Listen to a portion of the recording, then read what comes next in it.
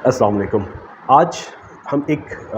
गुंडे के बारे में डिस्कस करेंगे। एक ऐसा जरासीम जो कि हमारे मैदे में गुंडा पाया जाता है, दुश्मन है हमारे मैदे का, और हमारे उसकी वजह से हमारे मैदे में अगर इलाज उसको ना किया जाए और उसको ट्रीट ना किया जाए, उसको ख़त्म ना किया जाए, तो वो पहले सोजिश करता है हमारे मैदे की, उसके बाद अल्सर पैदा करता है और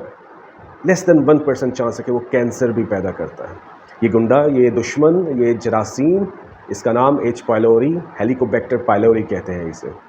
अलामात में शामिल है कि मरीज़ कहता है कि जी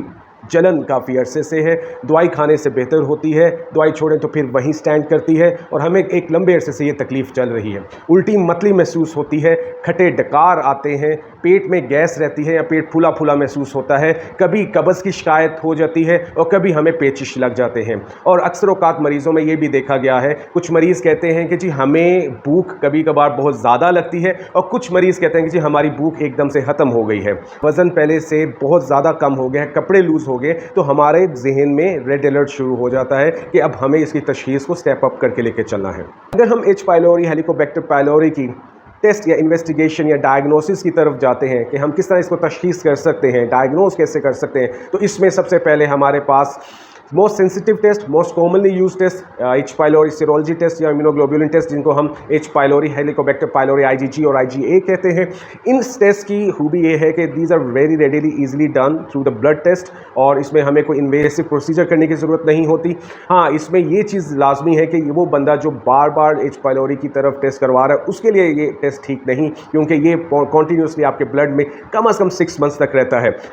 अगर पेशेंट को फ्रीक्वेंट या रिकरेंट इन्फेक्शन का सस्पिशन हो तो हम दूसरे टेस्ट की तरफ, जैसे UBT, यूरिया ब्रेथ टेस्ट या stool antigen test for H pylori कहते हैं, जिनकी स्पेसिफिसिटी एक्टिव इन्फेक्शन की बहुत ज़्यादा है। अब वो पेशेंट जिनका रिकरेंट इन्फेक्शन है, रिकरेंट एच पायलोरी हो रहा है या उनकी तकलीफ मैदे की ठीक नहीं हो रही, इवन उनका मैदे के इलाज के बावजूद, तो हम उनको अल्टीमेटली एंडोस्कोपी के लिए कहते हैं। ये वो टेस्ट होता है जिसके थ्रू हम कैमरे के थ्रू मैदे के अंदर जाके उसकी बायोप्सी लेते हैं, कैमरे के थ्रू उसकी सुपरफिशियल जिल्द को देखते हैं और बायोप्सी के साथ लैब में जाके भेजते हैं कि कोई फर्दर सस्पिशन ना चल रहा हो। इसमें हम सैम्पलिंग एच पायलोरी की भी करते हैं और सैंपल फॉर कैंसर भी भेजते हैं कि यहाँ क्रोनिक इन्फेक्शन की वजह से शायद इसमें कोई चेंजेस ऐसी ना हो गए जो फ्यूचरिस्टिकली डेवलप कैंसर की तरफ जा सकता है। अगर हम इलाज की बात करें कि अब